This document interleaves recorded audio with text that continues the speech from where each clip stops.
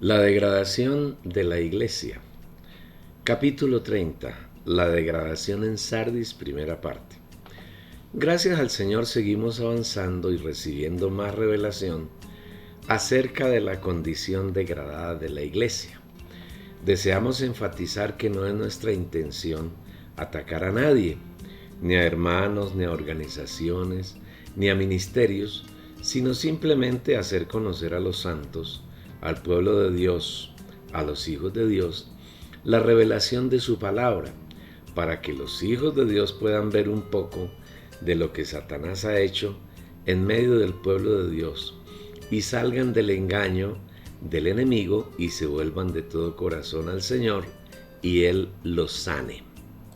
Tampoco pretendemos hacernos conocidos y famosos o fungir de salvadores o mesías, y mucho menos formar, comillas, una iglesia, porque hemos afirmado una y otra vez que la iglesia es una y única, y que quien la ha establecido y la está edificando es el Señor, y nadie puede presumir de ser llamado por el Señor para edificar lo que Él se ha reservado en su sola potestad. Él es el edificador de su cuerpo y nadie más. Y sobre esta roca edificaré mi iglesia. Mateo 16, versículo 18. Procuramos con este libro y con otros que manifiestan la carga que el Señor nos ha dado, hacer que la luz sea puesta en lo más alto para que alumbre a todos los que están en casa. Ni se enciende una luz y se pone debajo de un almud, sino subrayado sobre el candelero, y alumbra a todos los que están en casa. Mateo 5, versículo 15. Estamos convencidos de que en este tiempo, que con seguridad corresponde a la hora undécima, es decir, a la antesala inmediata de la venida de nuestro Señor Jesús, Él está buscando constituir las primicias, y cuando haya conformado sus 144,000, de que habla Apocalipsis 14, versículos 1 al 5, los transfigurará y los llevará vivos a su trono. Desde ese momento en la tierra se producirá la gran tribulación, y al final de ella el Señor vendrá con nosotros para tomar posesión de los reinos y establecer el reino de los cielos, que es el reino milenario, que también es las bodas del Cordero. Es por eso por lo que el Señor desea, mediante este libro, llamar la atención del lector, para que nos volvamos de todo corazón a Él y permitamos que nos muestre sus obras y nosotros las hagamos y las guardemos hasta el fin. De esa manera seremos vencedores y tendremos entrada amplia y franca en el reino de Cristo. Llegamos así a la quinta situación de degradación de la iglesia, que está contenida en la carta que el Señor escribió al ángel de la iglesia en Sardis. Leamos su contenido. Escribe al ángel de la iglesia en Sardis: el que tiene los 7 espíritus de Dios y las 7 estrellas, dice esto: yo conozco tus obras, que tienes nombre de que vives y estás muerto. Sé vigilante y afirma las otras cosas que están para morir, porque no he hallado tus obras perfectas delante de Dios. Acuérdate pues de lo que has recibido y oído, y guárdalo, y arrepiéntete. Pues si no velas, vendré pronto a ti como ladrón, y no sabrás a qué hora vendré sobre ti. Pero tienes unas pocas personas en Sardis que no han manchado sus vestiduras, y andarán conmigo en vestiduras blancas, porque son dignas. El que venciere será vestido con vestiduras blancas, y no borraré su nombre del libro de la vida, y confesaré su nombre delante de mi Padre y delante de sus ángeles. El que tiene oído, oiga lo que el Espíritu dice a las iglesias. Apocalipsis 3, versículos 1 al 6. Primero debemos ver que Sardis es una ciudad que durante muchos años fue la capital del reino de Lidia, distinta a Libia contemporánea, que sus ruinas hoy están en Turquía y que fue destruida en 1402. Se afirma históricamente que en Sardis se inventaron las monedas acuñadas, que tanto influyen en la economía mundial. En el tiempo en que fue escrita la carta a la iglesia en Sardis, la ciudad correspondía al ámbito geográfico de Asia Menor. Hoy la ciudad está completamente en ruinas y las excavaciones realizadas por arqueólogos a comienzos del siglo pasado han permitido encontrar ruinas de un templo de la diosa Diana, de sinagogas judías y de templos cristianos, demostrando con estos últimos la degradación en que se encontraba la iglesia en esa ciudad cuando existió y la falta de visión que desde esa época tenían los hermanos. Consideramos necesario recordar que de las 7 cartas que el Señor les escribió a 7 iglesias, en 7 ciudades, en Apocalipsis 2 y 3, se muestran 6 etapas de degradación de la iglesia, que abarca desde el primer siglo de la era cristiana hasta los tiempos que vivimos en la primera mitad del siglo XXI. Sardis es una palabra griega que quiere decir el remanente, lo restante o la restauración. Y podemos decir que en el mensaje que el Señor quiere dar a la iglesia corresponde a la Reforma Protestante que se inició desde el siglo XIV con creyentes tales como John Wycliffe, Jerónimo de Praga y Juan Hus, que continuó con Martín Lutero y John Calvino, quienes pueden ser considerados los grandes reformadores de la iglesia, especialmente en el siglo XVI de la era cristiana. Destacado. En cada una de las cartas el Señor muestra algunas facetas de su persona y de su manera de actuar de acuerdo con la necesidad particular en cada situación de degradación de la iglesia. 7 espíritus de Dios y las 7 estrellas. ¿A qué se refiere cada una de estas dos afirmaciones? Si miramos Apocalipsis 4, podemos ser ayudados por el Espíritu para entender a qué se refieren los 7 espíritus.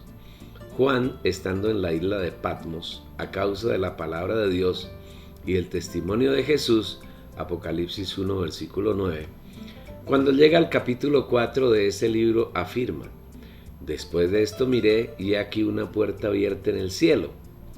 La primera voz que oí como de trompeta hablando conmigo dijo: sube acá y yo te mostraré las cosas que han de suceder después de estas. Y al instante yo estaba en el Espíritu, y he aquí un trono establecido en el cielo, y en el trono uno sentado. Y delante del trono ardían 7 lámparas de fuego, las cuales son los 7 espíritus de Dios. Apocalipsis 14, versículos 1, 2 y 5. Después de pasar por muchos sufrimientos y tribulaciones, Juan es tomado por Dios para revelarle misterios muy profundos que quedaron consignados en la Biblia, misterios de los que hoy necesitamos revelación. Para lograrla debemos seguir los pasos que siguió nuestro hermano. Estando en comunión con el Señor miró y vio el cielo abierto, y la voz que le venía hablando lo invitó a subir para mostrarle las cosas que sucederían después de haberle mostrado acerca de la degradación de la iglesia. La posibilidad de que el cielo se abriera y que viera las cosas profundas de Dios no es solamente para Juan, sino que debe ser nuestra realidad hoy. Mas hablamos la sabiduría de Dios en misterio, es decir, sabiduría que ha estado encubierta, la cual predestinó Dios antes de los siglos para gloria nuestra, la cual no ha conocido ninguno de los jefes de este siglo, porque si la hubiesen conocido, no habrían crucificado al Señor de la gloria. Mas, según está escrito, cosas que ojo no vio ni oído oyó, y que jamás entraron en pensamiento humano, las cosas grandes que ha preparado Dios para los que le aman.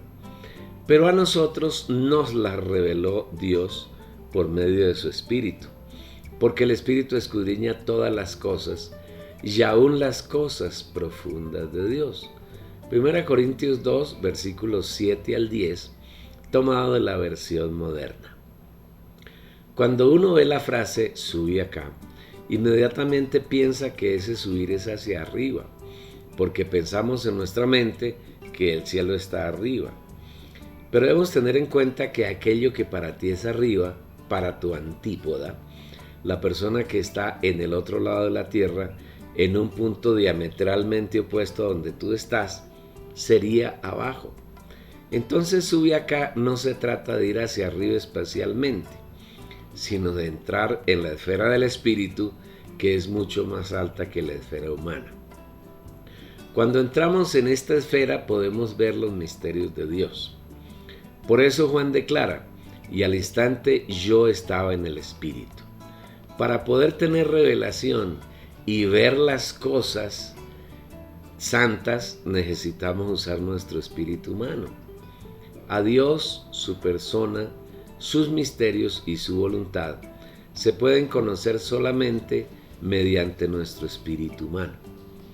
Cuando Juan tuvo la visión de Apocalipsis 4 y 5, él estaba físicamente en la isla de Patmos, no se movió de ahí. Pero él era un hermano que sabía entrar, vivir y andar en el espíritu. Por eso su declaración estupenda, y al instante yo estaba en el espíritu. Cuando entramos en el espíritu tenemos revelación, y tras la revelación viene la visión. Observe lo que Juan declara inmediatamente, y al instante yo estaba en el espíritu. Y aquí un trono establecido en el cielo, y en el trono uno sentado. Apocalipsis 4, versículo 2. Esta es una visión genuina que viene del Espíritu en nuestro espíritu. Una vez que Juan estuvo en el Espíritu, inmediatamente vio el trono de Dios y en él y a él sentado en su trono.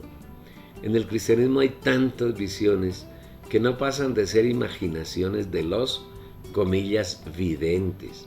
Y se dicen tantas cosas que no pasan de ser tonterías de la carne de quienes confiesan verlas.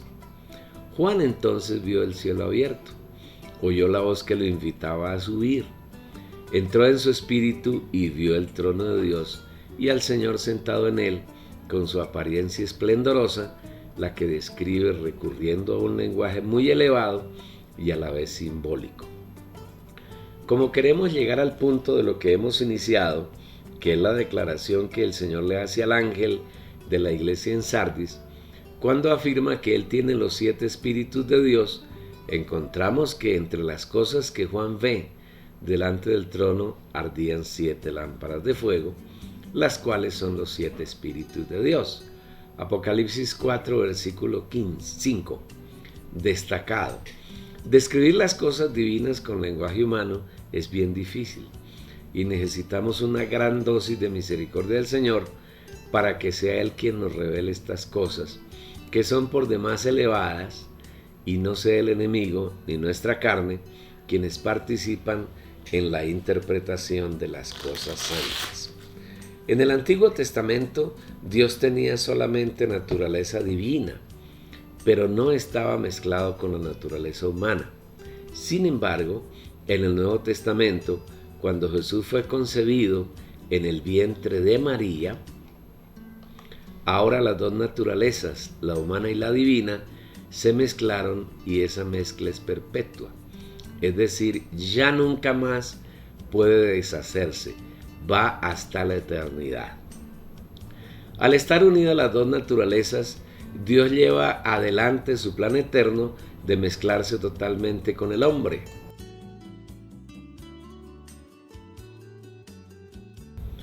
De unir su naturaleza divina con la naturaleza humana. Y si miramos la simbología de los números, sabemos que 3 se refiere a Dios 3-1 y 4 hace referencia a la creación, cuya criatura más prominente es el hombre. Entonces podemos decir que los 7 espíritus, de los que se habla exclusivamente en Apocalipsis y en Zacarías, es Dios 3-1 como el Espíritu Santo septuplicado, mezclado con el hombre para consumar su obra eterna, pues en Apocalipsis se describe la consumación de la obra de Dios. Como complemento, leamos Apocalipsis 1, versículos 4 y 5. Juan a las 7 iglesias que están en Asia. Gracia y paz a vosotros, del que es, y que era, y que ha de venir, y de los 7 espíritus que están delante de su trono, y de Jesucristo el testigo fiel, el primogénito de los muertos y el soberano de los reyes de la tierra. Aquí la presentación del Dios 3-1 difiere de la forma como es presentado en otras partes de la Biblia, donde tiene el orden de Padre, Hijo y Espíritu. Pero aquí se presenta como el Padre, el que es, el que era y el que ha de venir, después el Espíritu y de los 7 espíritus que están delante de su trono, y finalmente el Hijo y de Jesucristo el testigo fiel, el primogénito de los muertos y el soberano de los reyes de la tierra. El Espíritu no es presentado en este pasaje como el Espíritu de Jehová, ni como el Espíritu Santo, ni como el Espíritu de Jesús, ni como el Espíritu de Cristo, ni como el Espíritu de Jesucristo, ni como el Espíritu, sino como los 7 espíritus que están delante de su trono, lo que indica que en la consumación de la obra del Señor, Él se ha intensificado 7 veces.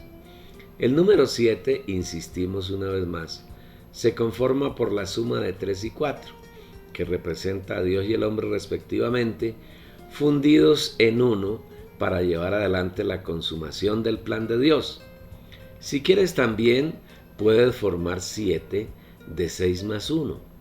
1 se refiere a Dios único y 6 es el hombre, porque fue creado en el 6º día. El énfasis que deseamos hacer en esta palabra se refiere a que los 7 espíritus de Dios es Dios mezclado, amalgamado con el hombre, llevando a cabo la consumación de su obra de redención. Por eso en la visión que Juan tuvo en Apocalipsis 4, versículo 5, dice que delante del trono ardían 7 lámparas de fuego, las cuales son los 7 espíritus de Dios. No dice que ardían 7 lámparas o que las lámparas tenían fuego, sino que son 7 lámparas de fuego. Podemos atribuir 2 funciones al fuego. La primera, el fuego produce luz y alumbra para disipar las tinieblas, lo que indica que para llegar al trono de Dios debemos pasar por la luz, que es el mismo. Las lámparas son los 7 espíritus de Dios y ser expuestos por su luz. Si en nosotros hay manchas y arrugas o cosas semejantes, no podremos llegar al trono. Pero si aún esa es nuestra condición, el Señor provee una solución, porque la segunda característica del fuego es la de quemar todas las impurezas y purificarnos. Siempre que estamos en el Espíritu, como estuvo Juan después de que oyó la voz que lo invitaba a subir, el Espíritu nos alumbra y expone nuestra condición. Y si nos mantenemos en el Espíritu, los 7 espíritus de Dios nos impelen a arrepentirnos y confesar nuestras faltas, y somos limpios con la sangre del Señor Jesús y limpios de toda maldad. De esa manera tenemos el camino expedito para estar con Dios en su trono. Este es el mensaje que hemos oído de Él y os anunciamos. Dios es luz y no hay ningunas tinieblas en Él. Si decimos que tenemos comunión con Él y andamos en tinieblas, mentimos y no practicamos la verdad. Pero si andamos en luz como Él está en luz, tenemos comunión unos con otros, y la sangre de Jesucristo su Hijo nos limpia de todo pecado. Primera de Juan 1, versículos 5 al 7. El capítulo 5 de Apocalipsis, que es continuación del capítulo 4, nos muestra más de los 7 espíritus de Dios en el versículo 6. Y miré y vi que en medio del trono y de los 4 seres vivientes y en medio de los ancianos estaba en pie un cordero como inmolado, que tenía 7 cuernos y 7 ojos, los cuales son los 7 espíritus de Dios enviados por toda la tierra. Aquí el cordero, es decir el Hijo, es representado por Juan como el que tiene 7 cuernos y 7 ojos, que son los 7 espíritus de Dios, pero ahora son enviados por toda la tierra. Cuando el Señor Jesús ascendió y se sentó en el trono de la majestad en las alturas, Él no se sentó para descansar, sino que desde su trono está completando su obra en la tierra. Por eso dice que los 7 cuernos y los 7 ojos son los 7 espíritus de Dios enviados por toda la tierra. Los cuernos son símbolos de fuerza y poder para la lucha. Hoy el Espíritu de Dios está septuplicado en intensidad para luchar y derrotar a Satanás y sus ángeles caídos y sus demonios. A lo largo de los siglos, Satanás se ha apoderado del mundo y de las personas y ha hecho una obra de degradación y destrucción que requiere mucho poder para derrotarla. El Señor ha intensificado su poder 7 veces y en nosotros, sus hijos, está derrotando el poder y las fuerzas del maligno. Y un día vendrá con nosotros para tomar posesión de los reinos del mundo y reinar sobre la tierra. El 7º ángel tocó la trompeta y hubo grandes voces en el cielo que decían, subrayado, los reinos del mundo han venido a ser de nuestro Señor y de su Cristo, y Él reinará por los siglos de los siglos. Apocalipsis 11, versículo 15. De esta manera será completamente destruido Satanás y su reino. Igualmente, Juan vio al Cordero inmolado, que tenía 7 ojos, a los que se refiere también que son los 7 espíritus de Dios y que son enviados por toda la tierra. La mezcla total y absoluta de la naturaleza de Dios con la naturaleza humana potenció en el Señor la visión para escudriñarlo todo, para que nada quede oculto en su presencia. Aún nuestros pensamientos son conocidos por Él. De esta manera se presenta al ángel de la iglesia en Sardis, el que tiene los 7 espíritus de Dios. En resumen, debido a que el Señor es los 7 espíritus de Dios enviados por toda la tierra, las 7 lámparas que están delante del trono, los 7 cuernos y los 7 ojos, nos está indicando que Él es todo suficiente para llevar a cabo su obra de derrotar completamente al enemigo, de purificarnos de nuestras conductas inapropiadas y de hacer de nosotros hijos que tengan su estatura, que sean el hombre de plena madurez, que le dan frutos para su disfrute, que llegan a la unidad de la fe y que lo conocen plenamente. Además, se presenta el Señor al ángel de la iglesia en Sardis como el que tiene las 7 estrellas, mientras que al ángel de la iglesia en Éfeso le dice que él tiene las 7 estrellas en su diestra. Aquellos hijos de Dios que en medio de la degradación de la iglesia nos mantenemos fieles y firmes al Señor, que no miramos las circunstancias ni escuchamos a Satanás y su engaño, el Señor nos mantiene en su diestra y la diestra es señal de poder. Igualmente somos los que brillamos como luminares en medio de este mundo que es perverso y malo. El Señor nos está diciendo que no temamos la oposición, la calumnia, el desprecio, el hecho de que seamos una manada pequeña. Igualmente nos alienta a que nos mantengamos firmes ante el oprobio, ante el rechazo y la incomprensión de los mismos hermanos, porque Él nos tiene en su diestra, nos está sosteniendo con su poder. Él está en su trono por encima de reyes, de gobiernos, de príncipes, de ejércitos y de todos aquellos que tienen poder.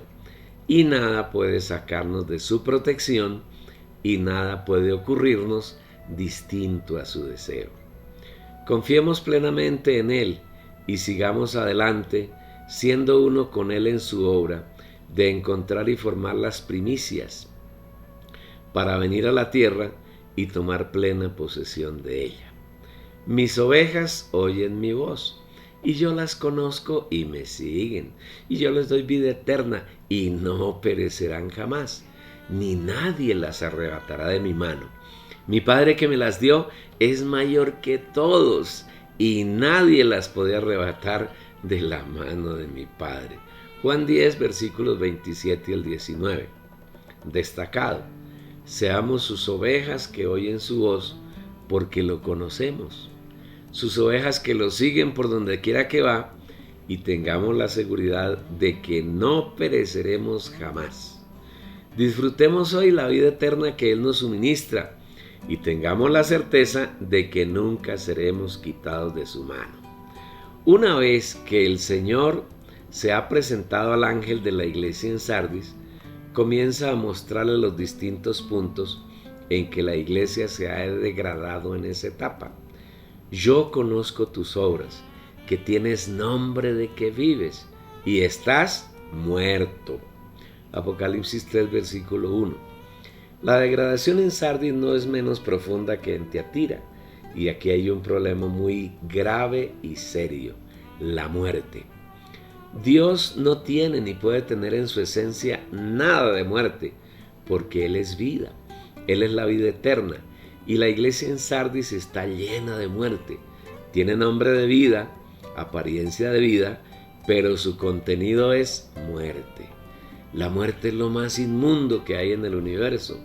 En el Antiguo Testamento ni el pueblo de Dios ni quienes servían a Dios debían tener contacto con la muerte, y cuando se contaminaban con algún cadáver, bien fuera animal o humano, existía un estricto rito de purificación. Veamos. El que tocare cadáver de cualquier persona será inmundo 7 días. Al tercer día se purificará con aquella agua, y al séptimo día será limpio. Y si al tercer día no se purifica, no será limpio al séptimo día. Todo aquel que tocare cadáver de cualquier persona y no se purificare, el tabernáculo de Jehová contaminó, y aquella persona será cortada de Israel, por cuanto el agua de la purificación no fue rociada sobre él. Inmundo será, y su inmundicia será sobre él. Números 19, 11 al 13. Cuando una persona pecaba, era inmunda hasta la tarde, y era limpia mediante el rito correspondiente. Pero una persona que tocara un cadáver era inmunda durante 7 días. Esto quiere decir que para el Señor el pecado es inmundo, irreprochable, pero la muerte es mucho más inmunda y más reprochable. La iglesia en Sardis, a los ojos del Señor, está lleno de muerte. Eso dice la Biblia. El israelita que se había contaminado con la muerte debía purificarse al tercer día, y a pesar de purificarse, seguía siendo inmundo durante 4 días más, y era limpio solamente después del séptimo día. Si la persona no se purificaba al tercer día, perdía la oportunidad y debía ser cortada definitivamente del pueblo de Israel. Dios no puede tolerar ni 1 miligramo de muerte. Su naturaleza es vida y santidad, y la muerte es inmunda.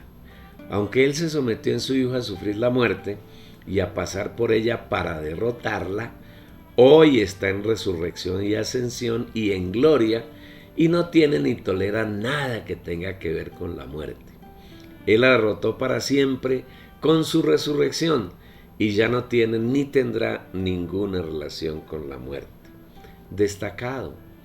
El tercer día es un tipo de la resurrección del Señor, pues ese fue el día en que Él culminó su obra de derrotar la muerte. Esa obra de resurrección hoy está en los 7 espíritus de Dios, que es el espíritu que mora en nuestro espíritu humano, y en la medida que lo disfrutamos, derrotamos la muerte.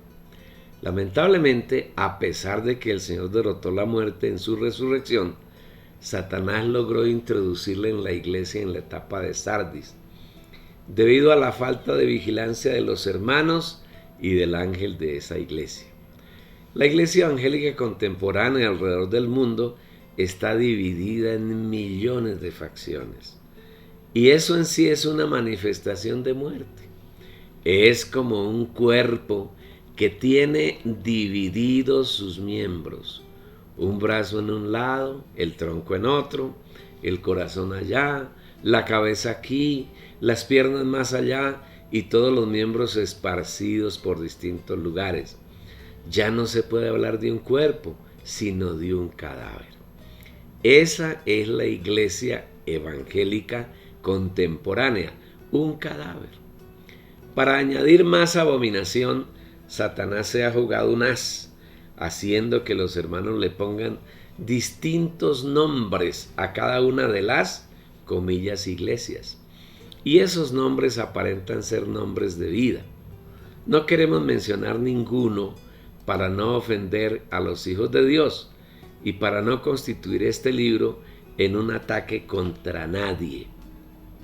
El lector puede mirar en su entorno y ver los distintos nombres con los que se denominan las iglesias evangélicas y los grupos libres.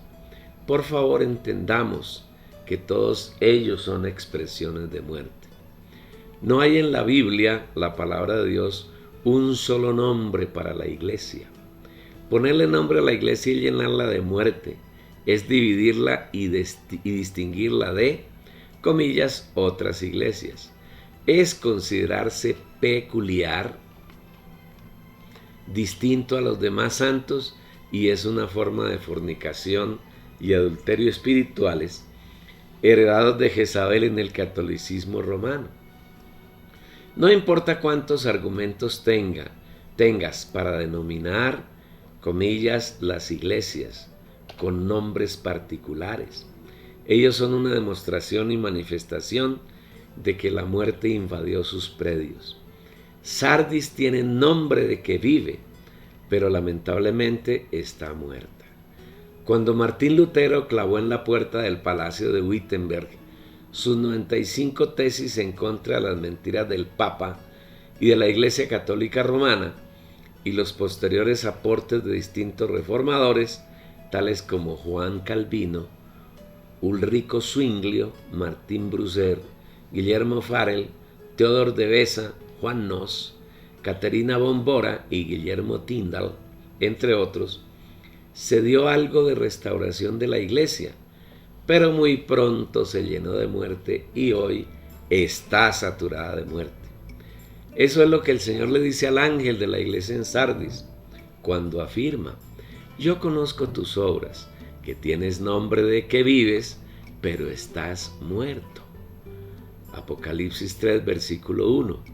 Apreciado lector, abre bien los ojos y pon atención a lo que dice el Señor. No lo dice el autor de este libro, sino el Señor.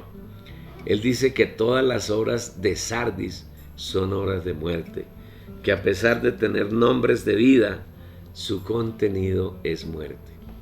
¿Cuál es la razón para que Satanás llenara de muerte a la iglesia en la etapa de Sardis?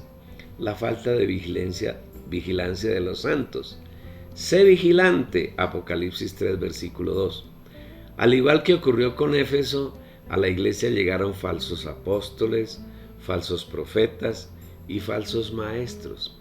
La diferencia es que en Éfeso los hermanos los descubrieron y los hallaron mentirosos y los echaron de su entorno. Pero en Sardis no hubo quien vigilara, y la iglesia se llenó de estos falsos apóstoles, falsos profetas, falsos maestros y falsos pastores, introductores de muerte. Todos ellos son ministros de Satanás, vestidos como ángel de luz, porque estos son falsos apóstoles, obreros fraudulentos que se transfiguran para hacerse pasar por apóstoles de Cristo. Y no es de maravillarse, porque el mismo Satanás se transfigura en ángel de luz. Así que no es gran cosa si también sus ministros se transfiguran para hacerse pasar por ministros de justicia, cuyo fin será conforme a sus obras. 2 Corintios 11, versículos 13 al 15. Después del siglo XVI, en la iglesia protestante, se levantaron pastores, líderes, reverendos, apóstoles, profetas, maestros, entre otros títulos, y se autoproclamaron como tales, y lo único que hicieron fue llenar la iglesia de muerte. Todas las obras que el Señor conoce en Sardis están llenas de muerte. Tienes nombre de que vives y estás muerto. Aunque después del siglo XVI el Evangelio se ha expandido en buena parte de la tierra, tenemos el temor de que ese Evangelio no es genuino. No es el Evangelio que el Espíritu Santo una vez anunció por medio de Pablo, Pedro, Juan y otros hermanos, y del que Pablo mismo dijo que ni un ángel del cielo, ni siquiera él mismo podía cambiarlo. Estoy maravillado de que tan pronto os hayáis alejado del que os llamó por la gracia de Cristo para seguir un evangelio diferente. Subrayado, no que haya otro, sino que hay algunos que os perturban y quieren pervertir el evangelio de Cristo. Mas si aún nosotros o un ángel del cielo os anunciare otro evangelio diferente del que os hemos anunciado, sea anatema. Como antes hemos dicho, también ahora lo repito: si alguno os predica diferente evangelio del que habéis recibido, sea anatema. Pues busco ahora el favor de los hombres o el de Dios, o trato de agradar a los hombres, pues si todavía agradara a los hombres, no sería siervo de Cristo. Gálatas 1, versículos 6 al 10. Lo que les ocurrió a los Gálatas le ocurre a la iglesia contemporánea. Cada división, cada denominación y cada grupo libre sigue un evangelio diferente. Un evangelio acomodado a los intereses de cada líder. Un evangelio que no es el Señor mismo, que no es el evangelio que una vez, solo una vez, el Espíritu nos entregó. Destacado. Como declara la palabra, no hay otro evangelio, porque el evangelio es uno. Pero sí hay numerosos líderes que perturban a los hijos de Dios, pervirtiendo el evangelio de Dios. El mismo Espíritu selló el único evangelio cuando declaró: si aún nosotros o un ángel del cielo os anunciare otro evangelio diferente del que os hemos anunciado, sea anatema. Como antes hemos dicho, también ahora lo repito: si alguno os predica diferente evangelio del que habéis recibido, sea anatema. Porque hay evangelios distintos al único y genuino evangelio, que es la persona misma del Señor Jesucristo. Por dos razones fundamentales. La primera, porque los predicadores de esos evangelios quieren agradar a los hombres antes que al Señor. Desean el favor de los hombres antes que el favor de Dios. La segunda razón es porque entre los líderes predicadores, subrayado, no hay revelación. El Espíritu dice a través de Pablo: mas os hago saber, hermanos, que el evangelio anunciado por mí no es según hombre, pues yo ni lo recibí ni lo aprendí de hombre alguno, sino, subrayado, por revelación de Jesucristo. Gálatas 1, versículos 11 y 12. Es muy difícil, casi imposible, encontrar en los predicadores modernos, aunque sea un poco de revelación. La mayoría de ellos hablan sus palabras aparentemente basadas en la Biblia, pero ninguno de ellos habla la palabra de Dios, porque no tienen revelación, y no tienen revelación porque no la buscan. No les interesa buscar la voluntad del Señor, sino que buscan palabras que calienten la emoción de quienes los oyen, para manipularlos, para buscar su favor, para ganar fama y riquezas materiales, pero no para agradar al Señor. El afán de los predicadores contemporáneos está en convencer a un poco de incautos para que los sigan a ellos. Razón tiene el Espíritu Santo cuando dice a través de Pablo: porque os celo con celo de Dios, pues os he desposado con un solo esposo, para presentaros como una virgen pura a Cristo. Pero temo que como la serpiente con su astucia engañó a Eva, vuestros sentidos sean de alguna manera extraviados de la sincera fidelidad para con Cristo. Porque si viene alguno predicando a otro Jesús que el que os hemos predicado, o si recibís otro espíritu que el que habéis recibido, u otro evangelio que el que habéis aceptado, bien lo toleráis. 2 Corintios 11, versículos 2 al 4. Desde el tiempo en que Pablo vivía ya había este problema. Por eso él declara que tiene celos de Dios hacia los hermanos de Corinto, porque los había desposado con un único esposo, Cristo. Y este desposorio tenía un fin: casarlos con el Señor. Pero para ese casamiento, los hermanos deben mantenerse como una virgen pura para Él. Es necesario aclarar el sentido de dos palabras en este pasaje. La primera es desposar. Esta palabra no significa matrimonio, sino compromiso.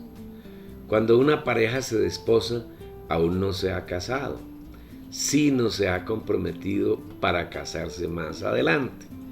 Pablo nos comprometió con Cristo para que nos casemos en las bodas del Cordero, que será el reino milenario, que es la manifestación plena del reino de los cielos.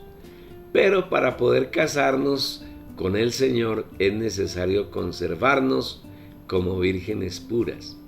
Y pureza es la segunda palabra. Ser puros no es solamente ser limpios, vivir una vida santa, sino que la pureza tiene que ver con no mezclarse con nada distinto a la persona y obra del Señor.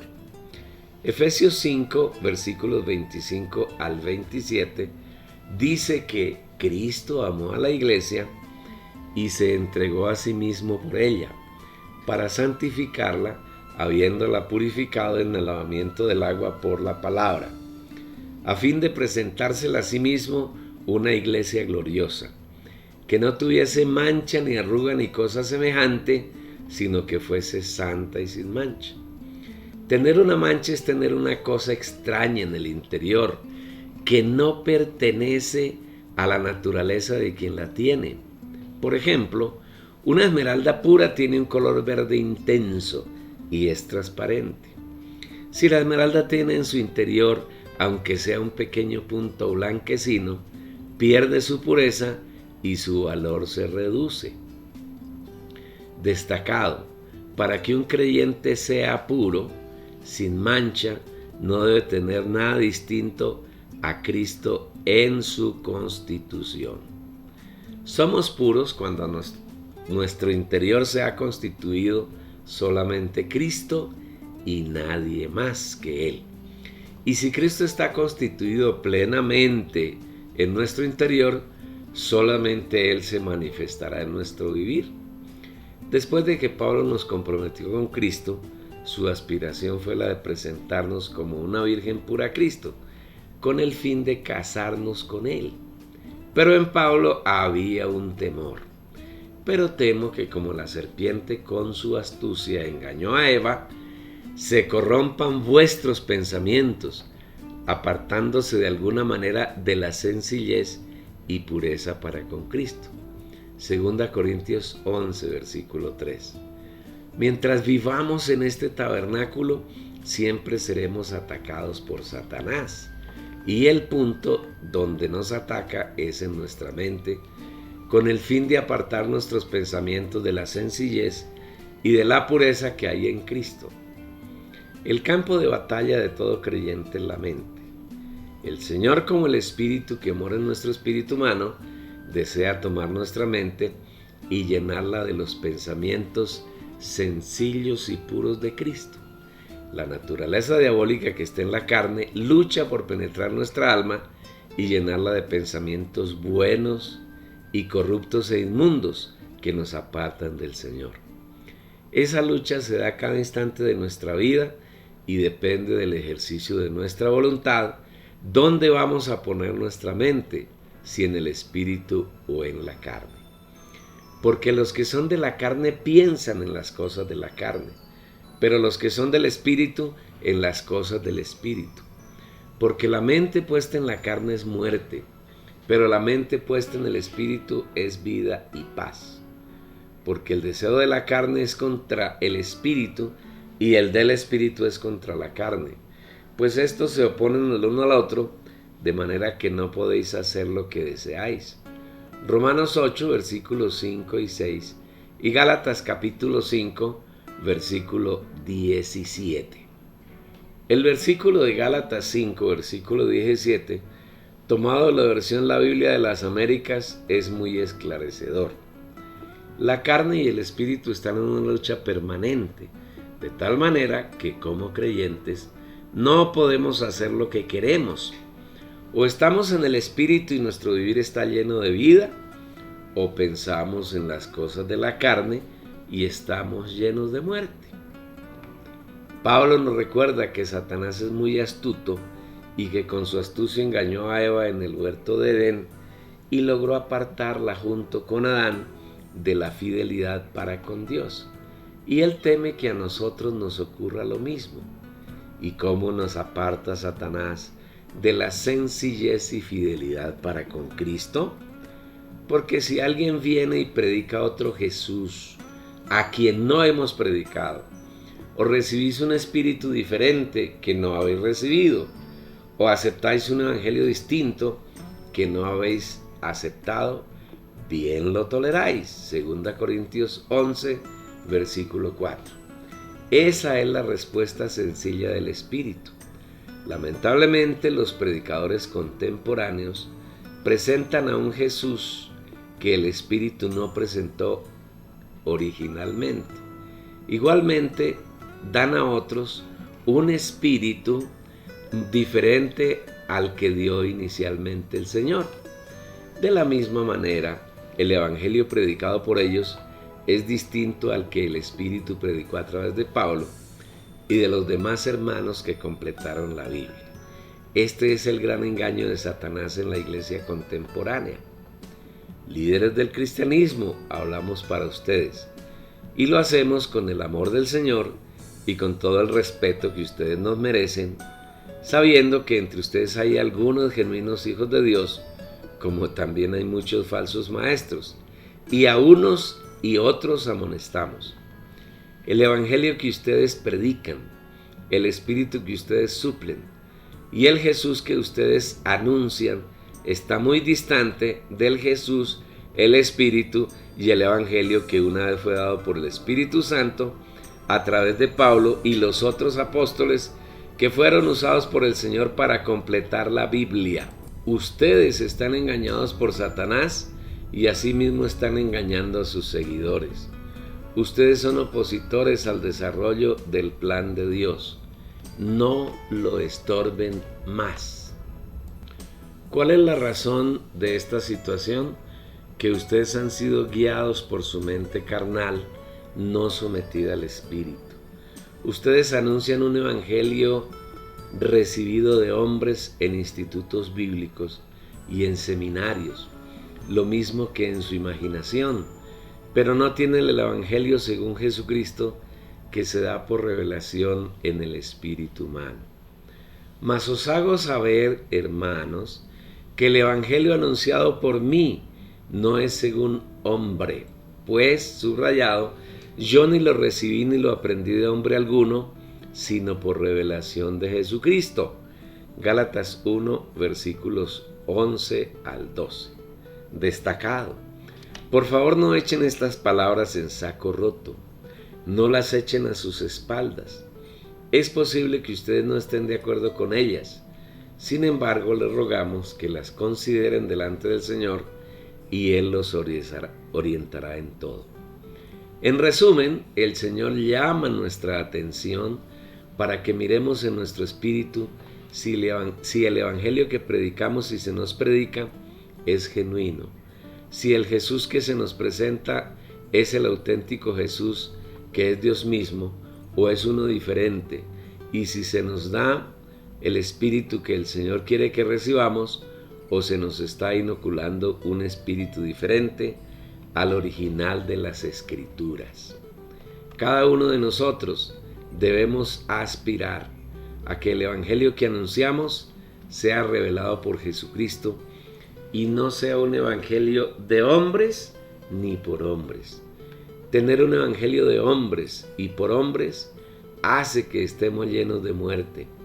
Y esto es lo que el Señor reprocha al ángel de la iglesia en Sardis. Aquí finaliza el 30º capítulo de la degradación de la iglesia. Y espero, querido lector oyente, que tú hayas obtenido revelación sobre la muerte que invade al cristianismo y que tal vez te esté invadiendo a ti. Pero el Señor te va mostrando herramientas para que tú salgas de la muerte y vivas en la resurrección del Señor y ayudes a otros a vivir en esa resurrección enviándole la dirección de la página www.las-primicias.com.